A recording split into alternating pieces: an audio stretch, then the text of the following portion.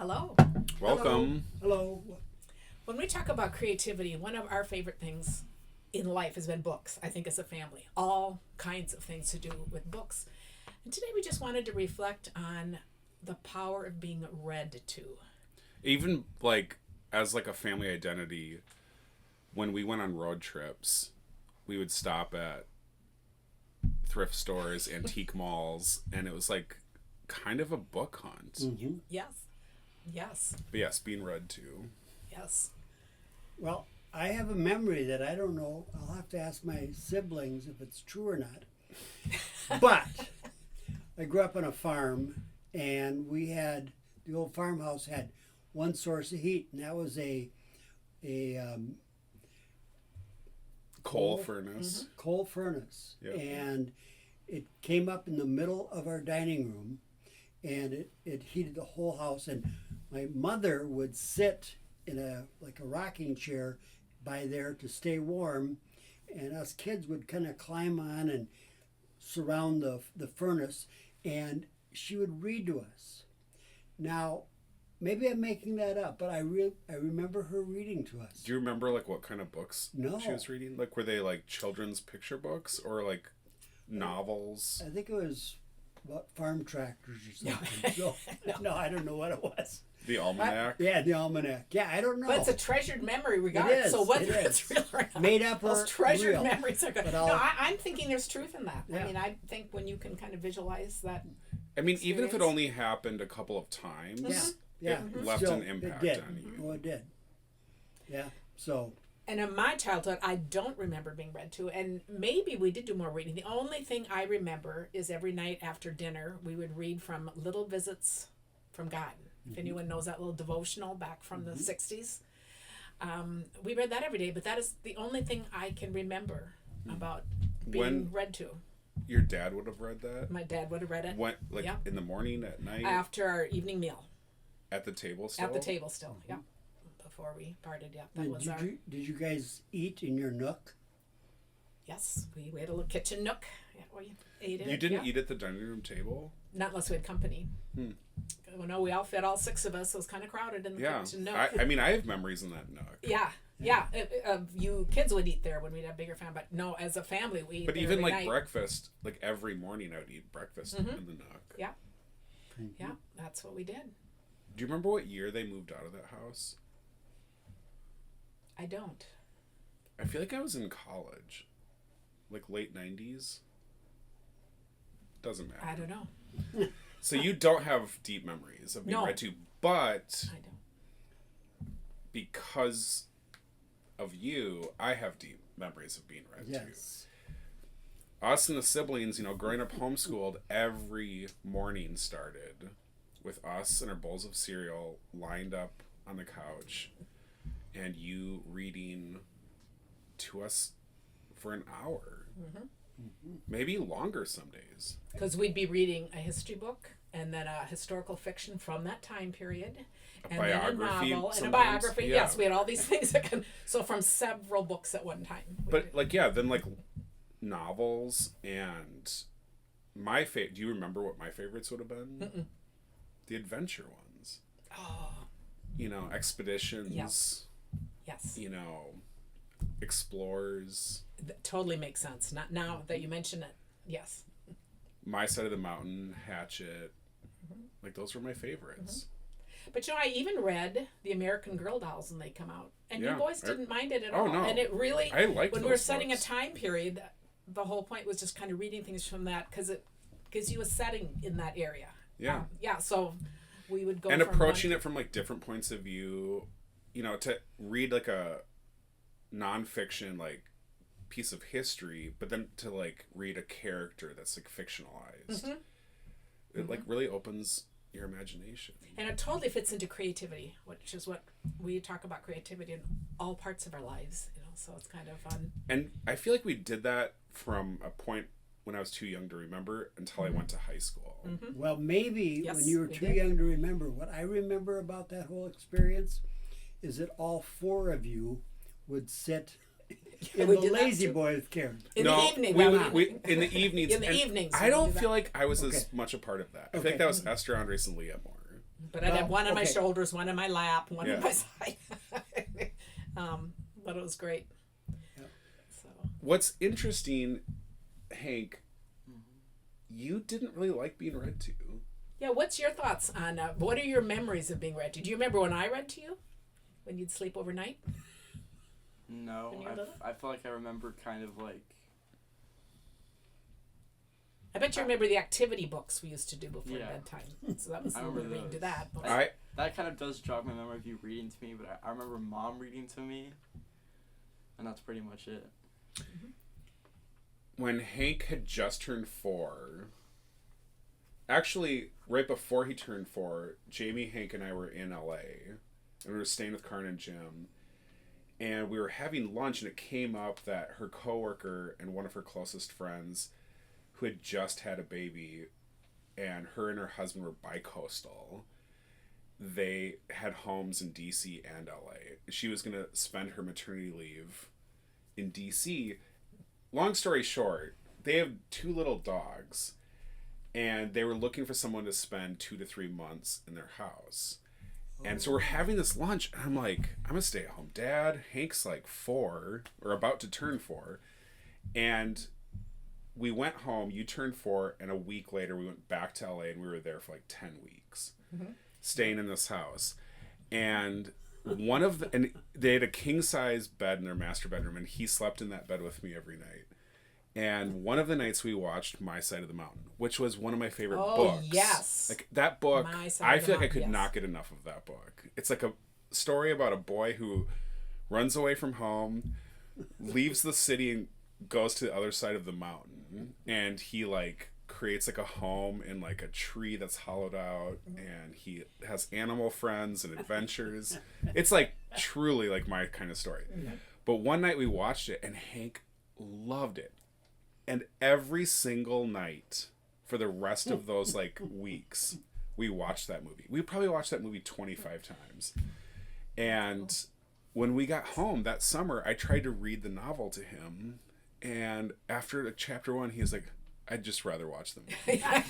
Like every attempt I made at like being the kind of parent that would like keep that tradition going. Yeah. It just like, I don't know if it's because I'm not a good reader. Like, I don't know what it is, but like.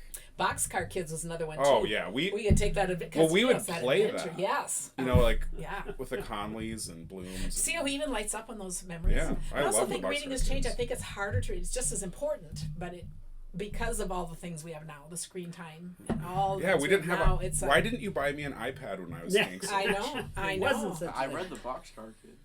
Did you? You did? Okay. What's your favorite book? Like out of that series. No. Well, like, just in general, what would you choose to read now? Okay, here's a hint. The one deep chapter of reading in your life was Harry Potter. That's what I was gonna For ask. 2 or 3 years, you actually devoured those. You would fall asleep at night listening to the audiobook. You would read the books. You would then watch the movies. But, you know, for a window of time, And That it was a wasn't deep interest. replaced until Frozen came out. that's where Snowflake came from. I mean, that's it. You're not cutting to yourself when you, like, lift your head. That would be way too hard. Well, I was also thinking about, we had so many books, partly because we've always been book collectors, always. So we both were before, and then, of course, being homeschooled. And I remember when you were in high school and you were going to school, you went to your girlfriend's public library, was out in the suburbs. Do you remember the story? You were about No. 16 and you're telling me, and they couldn't find books for the topic she needed. And she said, well, let's just go to your mom's and get some books. And I do you remember came that. home and said, Mom, here I am, 16 years old, and I just figured out the whole world doesn't have libraries in their house. That was just precious. Do you remember when I counted the books in our house? Yes. And I had like a had piece to of stop, I paper. Well, I had a piece of paper, and I feel like I organized it by room and bookshelf. So I'd like, dining room, basement room, like different rooms, and bookshelf 1, bookshelf 2. And it was like 5,000. it was like Remember, yeah, it was 5,000. it was like 5,000. Because Yeah. then you did the measuring of, you know, it was really an elaborate project because, you know, if there were Oh, all these paper books, you'd measure 5 to thing and then you could count by fives. You know, I mean, Yeah. so pretty elaborate. And we got to Yeah. 5,000. I thought that was pretty amazing. 5,000? And as a point of reference, in our dining room now, those double bookshelves that go almost to the ceiling, there's not even 1,000 books on that. And that's double deep. Do you think Justin had 1,000 on his Oh, old? he has more than that. Okay, yeah. I have always loved the saying that a room without books is like a house without windows. So, you know, every room needs a book. I mean, it's been a long time since I've like dated, but I wouldn't really be interested in a second date if someone didn't have any books. Well, it's a huge thing. Well, even when you think about our travels, our free time, what you spend. Hank is over there laughing. What's going to be your requirement? So you meet like your perfect woman. You're like, I can't do this. You don't own any books. Pretty I'm much. curious why like that's weird to you. What's the number one thing that would be the rule breaker for you? Hank, your dad's got an MFA, a Master's in Fine Art, writing. You would be like, you don't like VR? You want me to sleep in the dirt? What? But another great story that I just remember so fondly was when you were 5, we were a crisis home. And so people in crisis would come stay with us for a few days at a time. And we had a woman and 8-year-old. So do you want to tell your memories of this? Before we started recording, you brought this up, and I could have named the book before you started Yes. talking about the book. Like, you know, so this boy, he's older than me. And big. So he was But 8 like, and you how were old? 5. Yes. I was 5. So He was 8. He was 8 and like had never been read to. Mm-hmm. And while they stayed with us, we brought him into our like daily tradition Mm-hmm. of you reading out loud, and it meant a lot to him. Mm-hmm. It He'd was ask like, several times in the day, what time do we get to read again? yeah, it was like a very like powerful experience for him, and like it was like a revelation for me that that was special. You know, because it's just such an ingrained like thing for me. And I would say like for the families we were like close to, that was also probably so it was normal to me that like you reading out loud was part of our day, and it was very like special for him, and it like hit me, oh, it's also special for me. And that awareness at age 5 too. It kind of ties into reading, how you experience other people's lives, but through a story like that you did too. Like, oh, his life isn't like mine. I mean, I remember at the climax of James and the Giant Peach, he was like on his knees, like sitting up, like in and we read suspense. further to make sure we'd finish it before he left in a few days. So Yeah. we spent more time reading, and that is just precious to me that we could do that, and what it meant to you, and then just kind of seeing that understanding of other people. You know, there's a boy at school who has a lot of potential and has not been in a life circumstance to have that potential supported and recognized, and he has a hard time doing any academic work, but he loves Sonic, the action figures, the movies, all of it. Like That's that Sonic the Hedgehog? Hedgehog. Yeah, Sonic the Hedgehog. Well, when I was like Hank's age, it was like Yes. a brand new video game, but now it's a whole franchise. There's like 3 see, movies. I didn't even know that. That's what I remember it from. But I like just to like give him something that might promote reading. I bought a novelization. I feel like guilt, like there's like shame in like a novelization of the second movie, which is like not literature. It's embarrassing I bought that. But I bought that and presented it to him, and he can't read, even though he's in 7th grade, but like I was like presenting it to him as a thing we could do together. And for a month he like hemmed and hawed, had excuses, we never did it. And then finally the teacher of that classroom, who he has a close relationship with, one day offered to read it to him. And they sat down 2 beanbag chairs and started reading it. And it became a thing that he would work towards. So like if he had good behavior, If he did other work, she would read it to him. And it was just like the two of them. And it was like really moving to like witness that. And the power of being read to a movie he has like memorized. Mm-hmm. But this is like her reading the book version of it. Yeah, and how valuable that is to him. Right. I love that. So do you have other teachers that read to you? Was that a thing at all? Of course, considering you didn't go to school till like 9th grade, public school. I mean, but maybe not then. Not like in. So my undergrad is in creative writing, and my master's degree is in creative writing.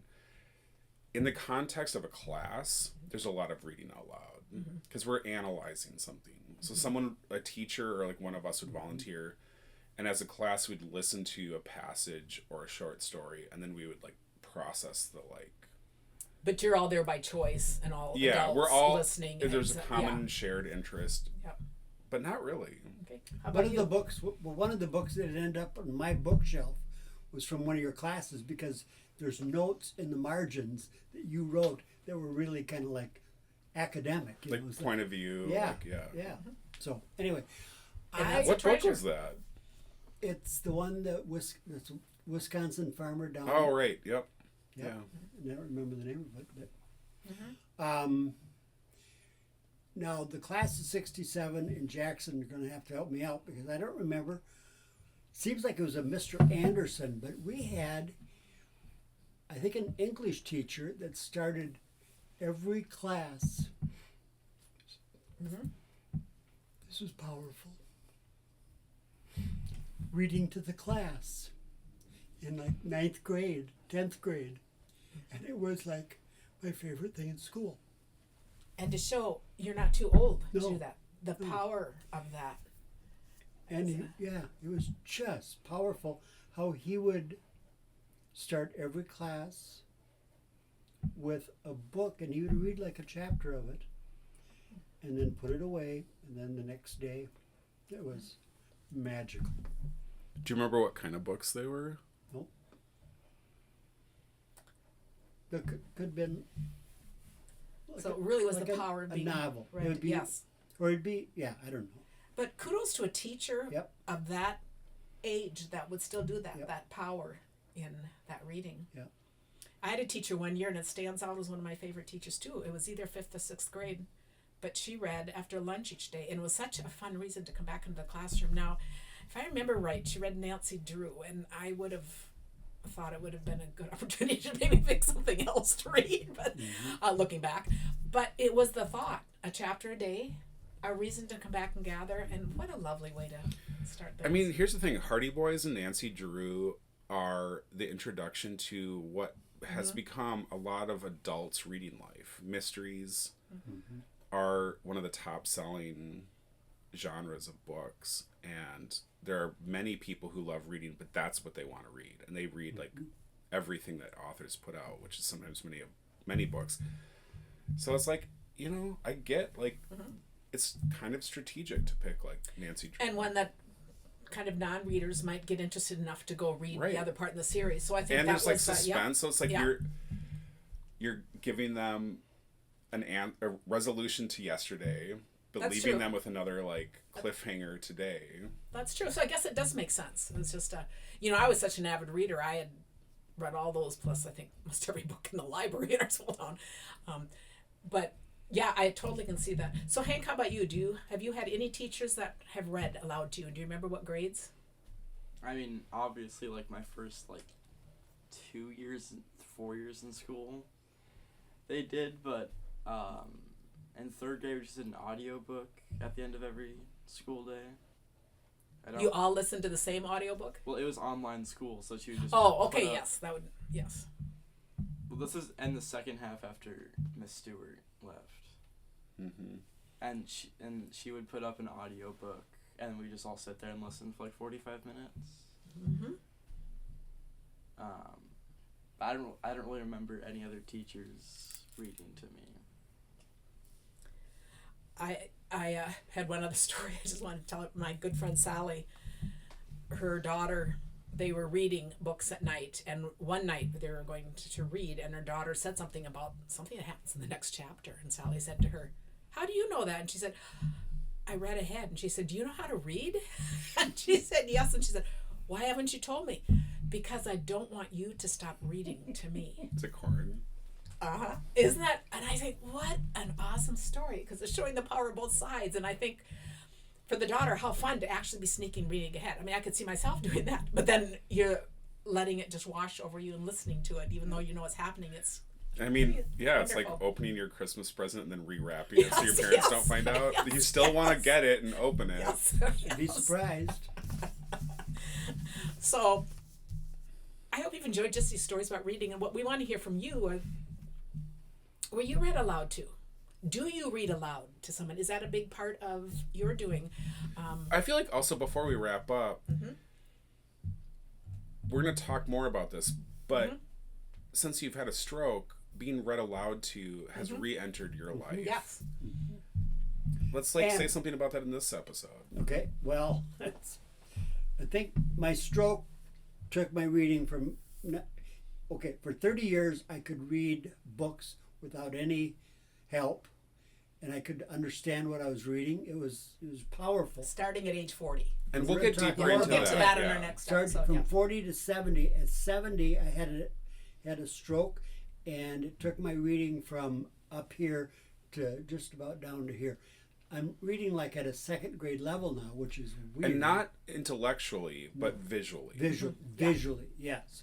If I listen to a book on Audible, which I do, I can understand it. In fact, I love to follow along in the book and highlight things, do what I used to do all the time, but have the Audible author read to me. So it's really nice. And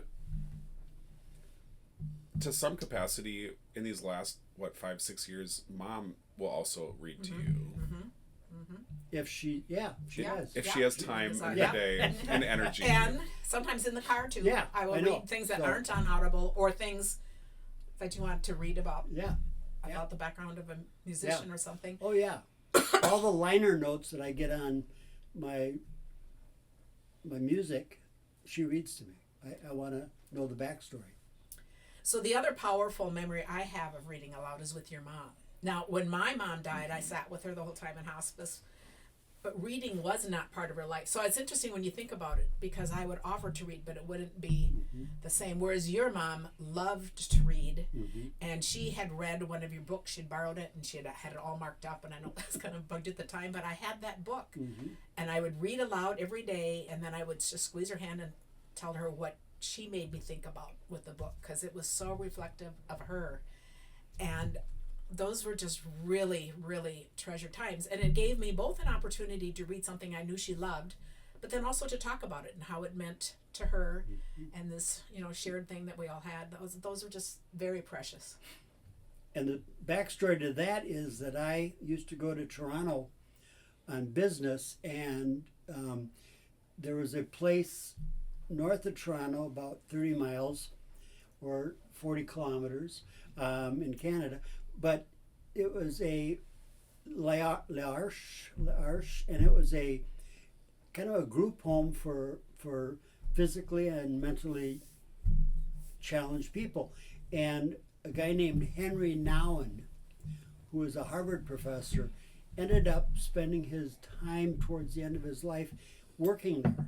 And I got to go up to see, I wanted to meet him, but he was gone.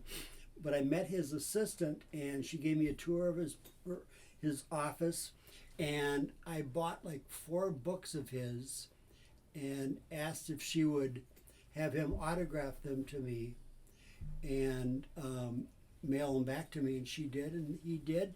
And so I have these beautiful treasures.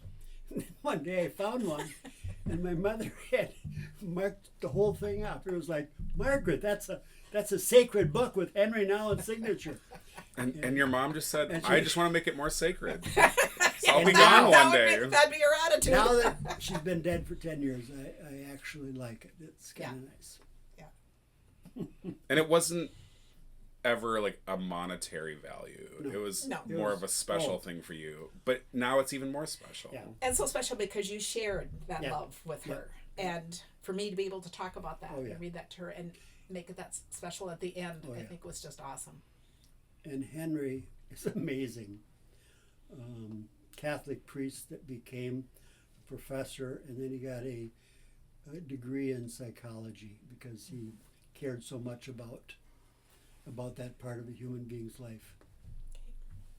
So our question for you, because we love sharing your stories and hearing your stories, is to be reflective about who has read to you in your life. Do you read to someone else in your life? What does it mean to you? I think sharing stories is just one of the best gifts we can give each other. Even if it's not like a part of a tradition in your life. Yeah. Having like a memory.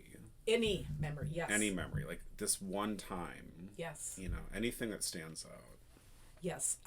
And we love funny stories, serious stories, touching, whatever. We just love that what we are is sharing what reading, creativity, everything means in our life.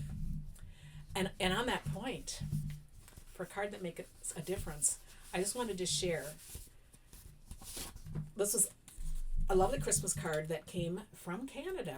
This is from Lila, and she sent it in December, and we just got it last week. So anyway, it came really late, but you know how the mail goes. But what I wanted to, I'm just going to share one little story, but I wanted to show, and I hope she made a copy. Look at this page. Telling your stories is so important, and I love reading those and reading it, and then reading it aloud to Tim. You know, it all kind of ties back to some of this whole full circle. But one of the things she shared, so this is reflecting back on Christmas, and I thought this is such a sweet story. I just love it. So this is what we'll end with. A card that made a difference. Sure, if I can find my note. I have pages here. We shall see. Where is my card that made a difference? Okay, I'm going to just say, I'm going to make it up. No, I'm not going to make it up. I had it written. Okay, we can cut this part out, Hank. Okay. That is so funny. Can I run get it? I did. It's not in that. Well, oh yes, it is. Of course it is. I was like, I bet it's in okay, that stuff. this is where Are you recording still? Yeah, but I'll do that when we end. We're professionals. What do you mean? So a card that made a difference. So this is from Lila. She said, when one of her young granddaughters told her she wished she had a job so she could buy presents for everyone in the family, she said to her, but you can. So this is the grandma talking to her granddaughter. You don't need money. With a smile, she said, I have an idea. You can shop at my house. Let's go explore each room and see what you can find to wrap up for everyone. Her granddaughter's face lit up with excitement as she carefully picked out treasures for each person, and it meant just as much to me. And I, as a grandma, that is such a great story. Having your grandchild look at things, find something people would like, passing this treasure down, and creating an amazing, amazing